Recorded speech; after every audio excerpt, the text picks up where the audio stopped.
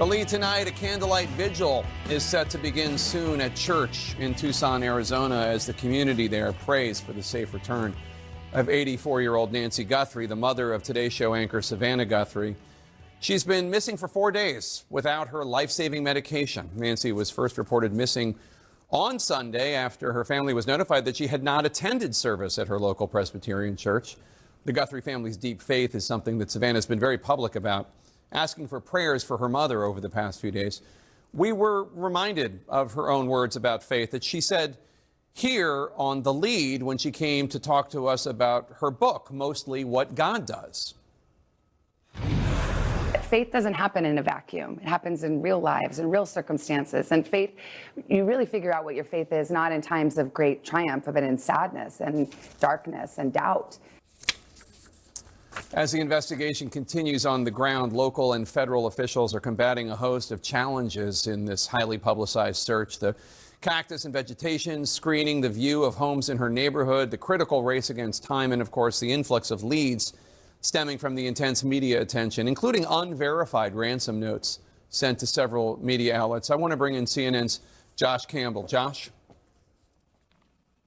Yeah, this is a point now where authorities are working, Jake, to determine the veracity of those purported ransom notes that were received by different media outlets. It's important to note in these high-profile situations, authorities are often flooded with tips. Some turn out to be credible, some not so credible, and some downright sinister sometimes, with people, just sending in disinformation. So they're poring over that, authorities say, in order to try to determine whether this could actually be from someone who might be holding Nancy Guthrie. We're also learning details about the timeline from her disappearance until she was reported missing. We're learning that her pacemaker, Jake, had apparently last connected with her cell phone at 2 a.m. on Sunday. And that's important because as you look, there were at least 12 hours went by between her last known appearance and when she was reported missing. This could be the moment that she was actually removed from the house because we know that her cell phone was indeed left behind. The final thing I'll note is authorities in these cases always try to determine the victimology. Who would want to hurt someone like this? Who would want to conduct some type of abduction?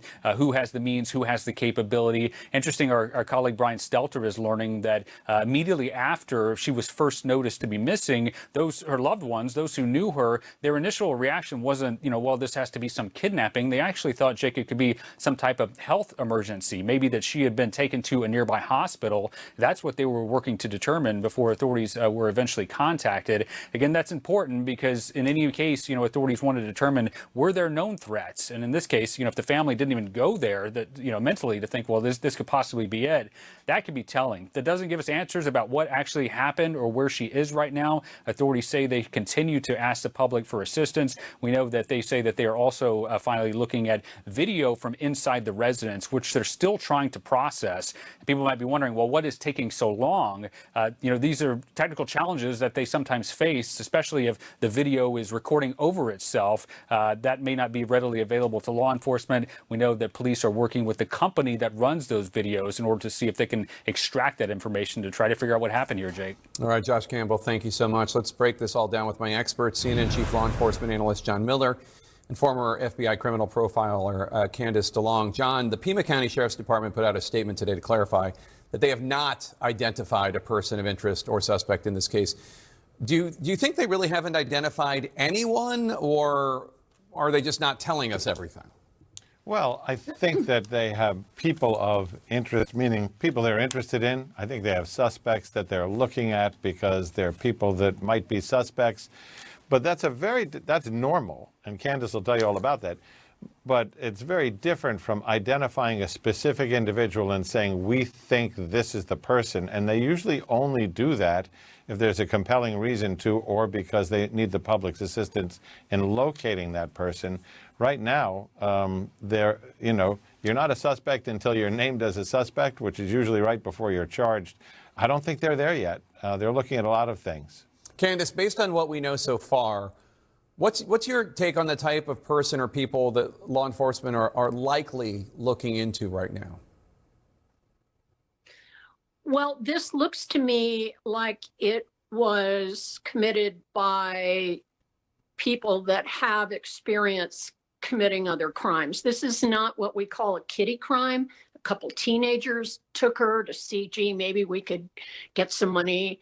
It doesn't look like that at all. And if that were the case, I think something would have happened by now, and it has not happened. And John, we now know that Nancy Guthrie's pacemaker last synced with her phone around 2 a.m. on the night she went missing early Sunday morning. Her phone was still at the house. Does that help investigators in any way in terms of their search? Well, it narrows potentially the window of time from when she was dropped off 9:30, 9:45 after dinner, dropped off at home, till 11 a.m. when she didn't arrive at church. So it appears that that device works in proximity with the cell phone. So once the cell phone was still at the house, but Nancy Guthrie wasn't, those two devices stopped separating and they stopped pinging. That could give them a better idea of timing. But it's still a large gap in time where an abductor could have traveled a great distance.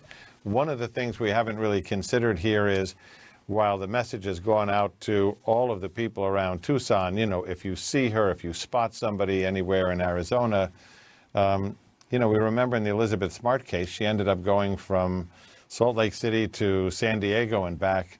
This is one of those things where there's been enough time, so everybody in the country who believes they see someone with her or her somewhere should be reporting that.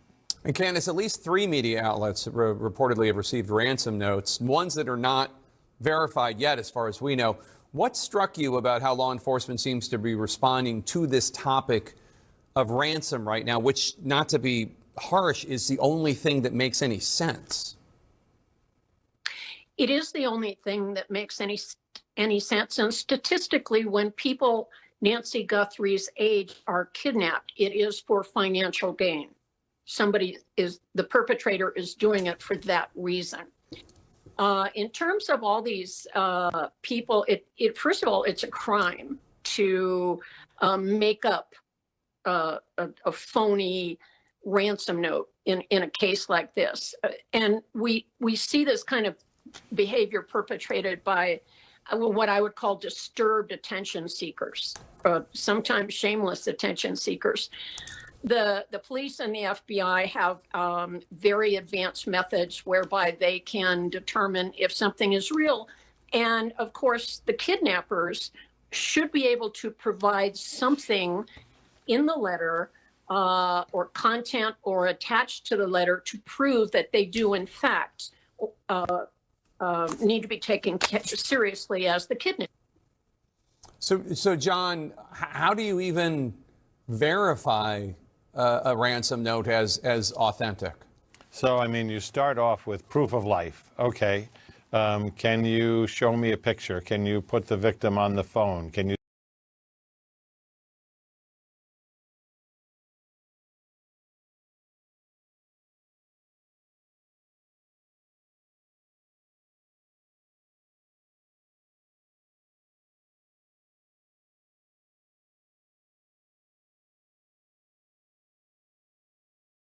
She had a dog at one time also. When we'd walk by, if she was in the front yard, just a greeting, just a normal person who lived here. What do you make of seeing that type of neighborhood with that type of description? And also, I just have to say, my observation from that video is, I originally was like, well, there must be Ring cameras that are filming stuff that they might have gotten evidence from, and now I think it's possible that they didn't at all, just because the houses are so far set so far back and there's so much vegetation. It is quite true that is accurate, in addition to the fact lack of streetlights. And I used to live in southern Arizona, and that terrain can be with the type of vegetation that grows, very, very difficult for cameras to see through it or to see a person moving. It is not easy at all. Yeah. And there is one thing I'd like to add about kidnapping of elderly people, especially people over 80. In the vast majority of cases, the offender is known to the victim. Candace DeLong and John Miller, thank you so much. And anyone, again, with information related to the disappearance of Nancy Guthrie, including video, photos, anything, you could submit a tip by dialing 1-800-CALL-FBI. That's 1-800-CALL-FBI. Or you can submit a tip online to local authorities at 88crime.org. That's 88crime.org. And once again, we here at The Lead are sending our love and our prayers and our thoughts and our hope for a speedy and peaceful and satisfactory resolution to Savannah and her family. Microsoft co-founder Bill Gates answering